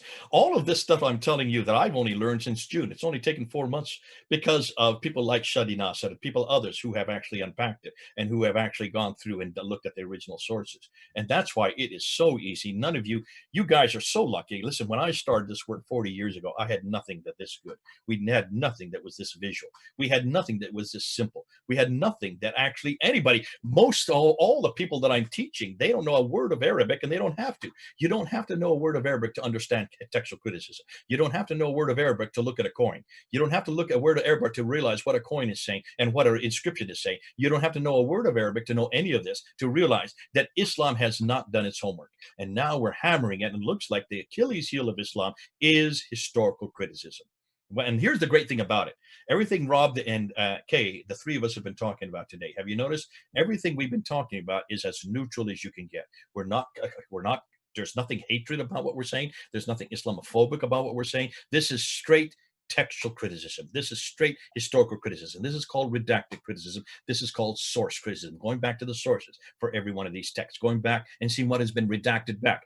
These seven that were there in the 8th century were redacted back to the 7th century without realizing that you can't do that because they're written so late. These are the kind of criticism you should be doing on any university level. This is absolutely neutral. This is not a Christian polemic. Anybody can do what we have just said in the last hour. And that's why it is open to everybody to use. Now, these kind of criticisms were created and really birthed on the Bible. They are now being applied to the Quran, and we're destroying the Quran. And people like you, Rob, who understand Arabic, and people like Al-Fadi who understand Arabic, you can actually read the original text and go back and see where these grammatical mistakes are. And that's why we need you guys to keep plugging away and showing us where these grammatical mistakes are. And how is it, if these are really from God, if these are really eternal from heaven, how can God make these kind of mistakes? Exactly. And even if you look to the Hafs and you study it, and especially if you know the Arabic like we do, the damaging thing is when we go through the grammatical sources and whatnot, we see that Allah, or the writer of the Hafs Quran, doesn't even know the difference between the forms that are maybe female, masculine, or feminine. So some sentences, they start talking with a masculine form of words, and then suddenly in the same sentence, they are continuing with totally different.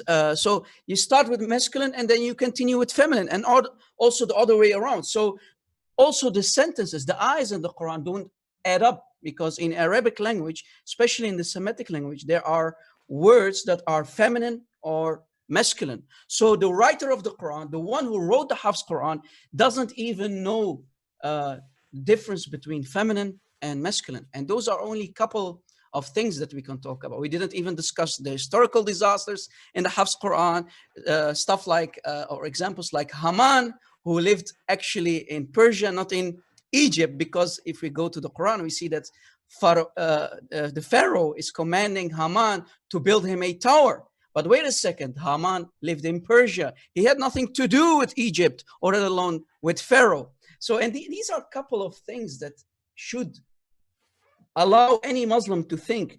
God gave you brains, use them, and you will see when you are doing your homework, you will not stay a single second in this man-made cult. The thing is, if the Quran itself says if you find one contradiction, I mean, that's a pretty impossible standard. That's, I mean, for something that is the truth, even, which I believe the Bible to be, even if somebody incorrectly, with all innocence, you know, transcribes it incorrectly, there may come a not in a logical sense a contradiction, but there may be error. But that doesn't then presuppose that the entirety of the truth becomes less true or, you know, untrue. Whereas the Quran claims that it has the truth and is incorruptible in the first place, so that disproves its own statement, therefore introducing error and thereby rendering the whole thing pretty useless, unfortunately. Yeah, and I wanted to give an example since we started to talk about the grammatical mistakes and the spelling mistakes. If we go, for example, to chapter 16, Surah An-Nahl, and I know that Brother Jay knows all about this chapter, especially when it's talking about the bees and the scientific disasters. But let us stick with the differences between the feminine and the masculine forms of words. In chapter 16, ayah 66, the ayah is talking about al-an'ami, the cattle, and suddenly, because this is a feminine word, suddenly, if we continue reading, it's talking about butunihi. So how can a sentence start with a feminine word and suddenly end with a masculine form of word? So al-an'ami, the cattle, is a feminine word, and butunihi is a masculine word. According to Arabic grammar rules, that should not be possible. And if we go to chapter if we go to chapter 23, ayah 21, chapter 23, ayah 21, we see actually the same sentence, the same ayah basically, but here Allah is correcting himself using feminine and feminine word. Suddenly we see that Allah needs to correct his mistakes. In chapter 16, ayah 66, he does not know the difference between feminine and masculine. Suddenly Allah needs to change in chapter 23, ayah 21. He needs to change his mistake, fix his mistake, and say butunihi, butuniha versus butunihi. So clearly the one who wrote the Hafs Quran did not know much about grammatical rules. Here's one for you, Rob. Let's see. This is a good one you're gonna love. I don't know if have you read Al-Jalad in 2017, or have you read this book here, The Quran and Its Biblical Reflexes by Mark Dury, Dr. Mark Dury from 2018. If you don't get this book, you need to get it.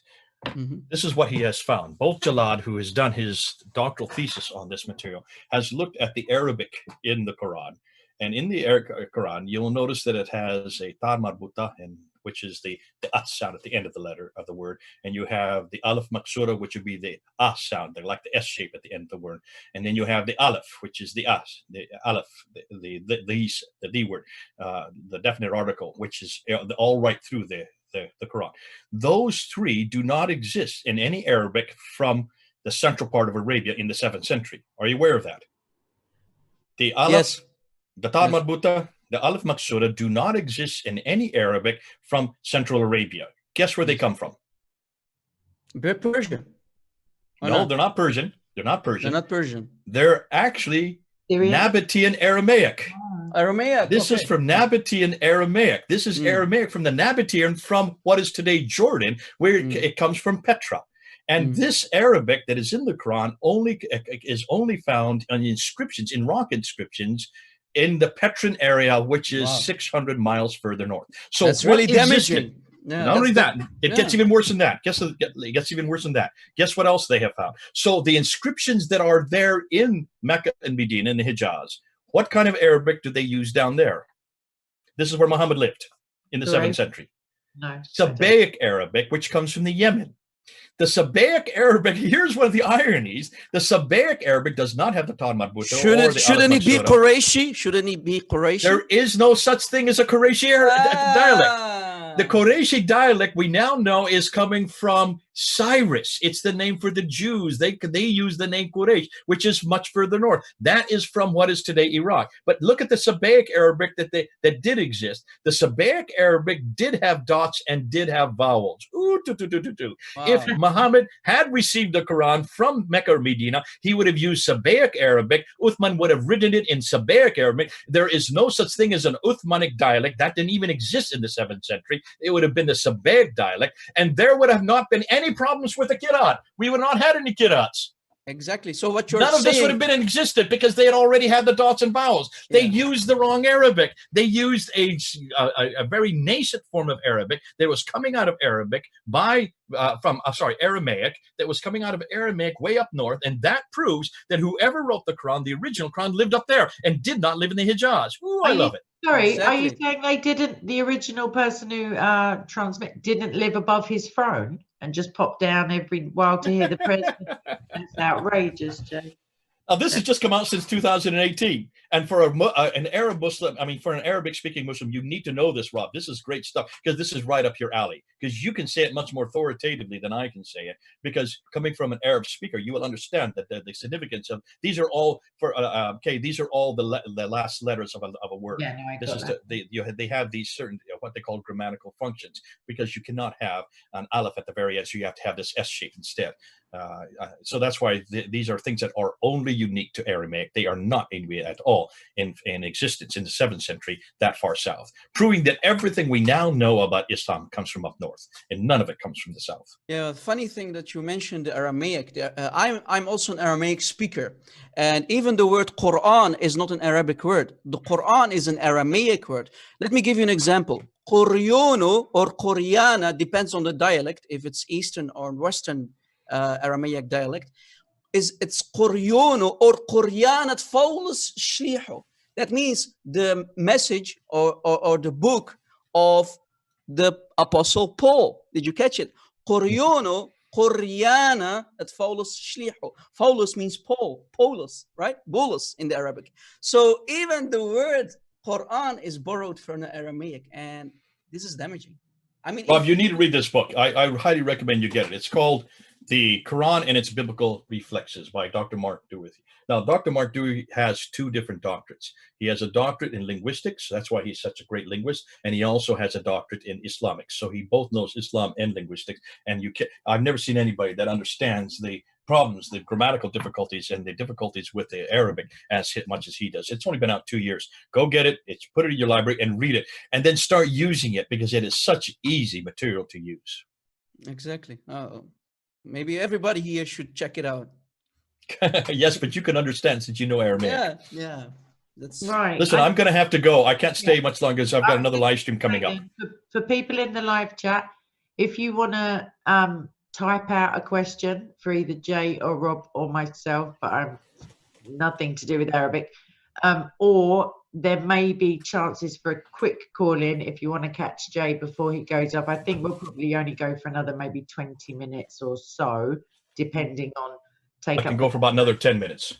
All right, excellent. So one of our one of our admins hopefully is listening to me at the moment, and we'll post the Skype link. And other than that, you can just type question in capital letters, and I'm just going to have a look at the live chat now.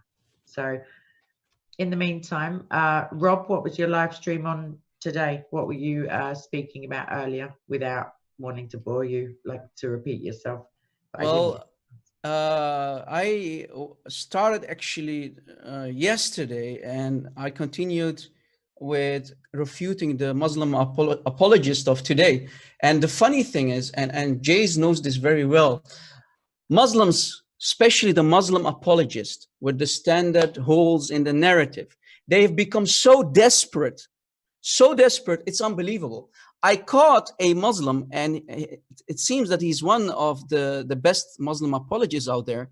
He had a debate with a Christian, and a new upcoming Christian apologist. And I was just going through videos on YouTube, and I was so shocked. You know, they were talking about the Quran, and the question was, Can you tell me if Allah is a father to mankind? Is he father to mankind like the God of Abraham, Isaac, and Jacob? I mean, go to the Old Testament. You will see how many prophets. Go to the book of Deuteronomy, Isaiah. You see that God is called father of the Israelites, father to mankind. But the question was, is Allah the same God? Is he father? And you know what the Muslim response was? Yes, we can say that Allah is a father. That's a lie from hell. If you say that Allah is father of mankind, yeah. If you say that Allah is a father of mankind, that means you are already out of Islam. No, but what did he do? He, since he knew that the Christian doesn't speak Arabic, he quoted the Lord's Prayer. I kid you not.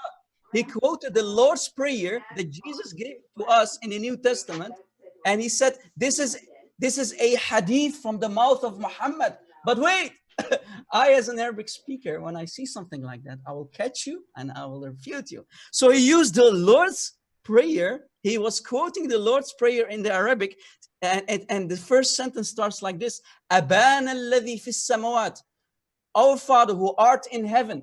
And he said, this is a hadith from Muhammad. So do you see how desperate the Muslim apologists are becoming to even go to the Bible, use and borrow and steal even the Lord's Prayer and call it a hadith from the mouth of Muhammad? I mean, truly, 2020. It's a bit embarrassing because, like, we already had evidence. Lord of mercy. Lord of mercy. 100 years prior to him popping along. And imagine this. They consider this guy to be one of the best. I mean, Jai, brother Jay, what do you think? What do you think about Muslims lately who need to do all kind of mental gymnastic? They need to use our Lord's Prayer to say that it's a hadith only because they know that Christians who are debating them, they don't know Arabic, so they can play all these kind of games. So what do you want to say to such Muslim? What do you? Well, I think there's two things happening. One is called desperation, and the other one's called deceitfulness. The two Ds. And I think this is the typical. We're going to see an awful lot more of this. I think because of the fact they're pushed up against the wall, they've never had this kind of criticism before. They've never really had anybody criticize them. And remember, even in their own locales, in their own areas, nobody is permitted to be critical on this level. Now that we in the West are not only much more aware of these problems, we're getting a lot more sophisticated in our criticisms. When I started 40 years ago, none of this stuff existed. There was nothing. There was no book written. We had nothing to help us with. We pretty much had to do everything by the seat of our pants. Today, it's getting a lot more sophisticated. And so now we have Arabists, we have Aramaists, we have people who actually understand the language who are coming forward, like you, Rob Christian. So I thank God you're available. People like Al-Fadi and others. And so because of the fact that we are now pushing them against the wall, putting them up against the wall, what is their reaction going to be? Well, as you're going to see, they're going to either be desperate, in this case it is desperate, or they're going to use deceit. And they're using deceit in this case because they see the value of the Lord's Prayer. They see the beauty of the Lord's Prayer. They realize that this Lord's Prayer is not only does it exist long before the Quran, but they don't have anything that's equivalent in the Quran. There's nothing that is that beautiful. There's nothing that is that personal. There's nothing that also shows the kind of God that they want today. And that's why the Lord's Prayer is such a beautiful prayer. They've just applied it to the Hadith, thinking that nobody would be any the wiser. Well, people like you are the wiser. You can hold them accountable and call them out. So thank you for doing that. God bless you. Appreciate you doing it. Thank you. It happened only on accident, to be honest with you. I mean, you can do that with a Christian apologist who doesn't know Arabic, but when you have people like Christian Prince or others who know Arabic, and we, for some reason, find that such a debate or a video, those silly mental gymnastics or lies and deception won't work. So this is why it's important for our audience. Please support all the warriors, support the Arabic-speaking Christians. We need to stand united to expose this cult. And I believe this is the very start. And we could not have dreamt in 1,000 years that people like Yasir Qari and Muhammad Hijab would come online and start the standard narrative. There are holes in the standard narrative. This is the start. And Muslims are getting desperate. It's desperate times for them. And the Islamic boat is sinking. The Islamic nation are suffering from them. Okay, so for the final 10 to 15 minutes, I've got two questions that have been copied and pasted out of the chat to me. So they're to both of you or either of you. So one of them is, how come these the damage doesn't seem to be reaching the Muslim community, and why is there no reaction from them other than denial? I added that part, but yeah, why is there no like genuine academic or scholarly response to account now for the, like Rob said, the Saudi Arabian reporter who's still alive, as far as I know, who mentioned all of these spelling errors and scribal errors and the desire for them to be corrected? How come there's no like outcry? Why is there no reaction, it seems? Go ahead, Rob, then I'll go ahead and finish that one. Yeah, but because it's when you are living in an Islamic state, especially in a country like Saudi Arabia, or you go to Egypt, people don't dare. I mean, if the moment you start to criticize the Quran or Muhammad, that means you are putting your life on risk, right? On the front lines, and nobody dares. I mean, if you have a family of children, you're going big chance that you're going to be thrown into jail and at least be beaten. So people don't dare to do it. But you know, the Al-Azhar have been asked many times over, why are you not trying to fix the Quran? And you know what their response is? Do you want us to fix the Quran while others before us did not do so? So no one dares. It's they are scared. They don't want to step up because it's a danger for anyone who is going to criticize Muhammad, or let alone the Quran in a country in the Middle East that has Sharia law implemented. Right, but we let me just say there are people. I think the people that who just wrote that in are just not aware of themselves. I get almost 300 emails a day. David Wood gets even more. We're getting hundreds of Muslims that are leaving Islam because of what happened on June 8th. So we are seeing it. It's just not getting into the public sphere. And the reason why is, as Rob said, if you are gonna give up Islam, and if you realize that it's been a lie all your life, and you've always had these questions, and with the emails that I'm getting and people that are posting to me, you can see a recurring thing. I always knew there was a problem. I always had a hunch. I just didn't know how bad it was until you came up with this video, or I saw that video, or I heard that interview, or I saw how you and David unpacked it. And now they're saying, now it all makes sense. Now it all makes sense. The problem is, a lot of these emails, they haven't come home. I want to bring them home. I'm not interested in just destroying the Quran. I'm not just interested in destroying Muhammad. I want to make sure they come back to the Bible, and I want to make sure they come back to Jesus Christ. Amen to that. That's why. So we're only halfway there. We're only halfway there. But for the person who wrote this, they're not aware of this because they're not getting these kind of emails. If nothing had happened, why is it they had to delete those off the internet? What was the reason they had to delete? Both of them had to delete that interview because hundreds upon hundreds upon hundreds of Muslims were yelling at them, were shouting at them, were saying, you are going to be held responsible for our salvation now in the judgment day. And you're going to be held responsible for many of us leaving Islam because of that interview. If one little interview, just a 25 minutes of an hour and 45-minute interview, if one 25-minute interview can do that much damage on the internet, exactly. Hundreds and hundreds of Muslims have now left Islam, and it could be the thousands. I would suggest that we're going to be seeing the fallout from just that interview for years to come. And in years to come, there are going to be hundreds upon hundreds of Muslims that even that person who wrote that question will have met and said it was because of what happened in 2020. It was because of that interview. Remember, that interview, it only would have happened because we held up those 26 Qurans in 2016 at Speaker's Corner and filmed it.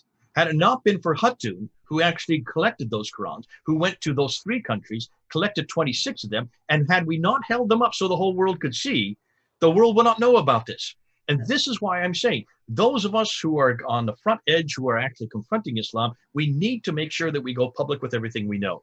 We need to make sure that we use YouTube. Thank God for what you're doing, Kay. Thank God for what you're doing, Rob. You're doing the right thing. You're taking it public. You're forcing it onto the Muslims. You're forcing the world to see it, because until the world sees just how hopeless Islam is, how hopeless the Quran is, how hopeless Muhammad is, how hopeless the whole edifice of Islam is, and how easily it is now crashing and starting to crack.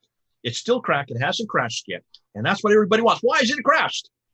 Listen, it takes a while for this to get down into the madrasas. Once it gets into the madrasas, it then gets it into the mosque. Once it gets into the mosque, it gets it down onto the carpets. Once it gets it on the carpets where the ummah are, you're going to see not just hundreds, not thousands, but millions who are going to be leaving Islam. So expect that to happen. It is just beginning. This is just the beginning of the crack in the dam. The dam is going to explode. And once that happens, we need you there to pick up the pieces and bring them home. Exactly, brother Jay. The thing is, we should also not forget about the quote that a couple months ago, or I think it's even longer than that, Bilal Phillips, Imam Bilal Phillips from Canada, he said, and I quote, "It's coming.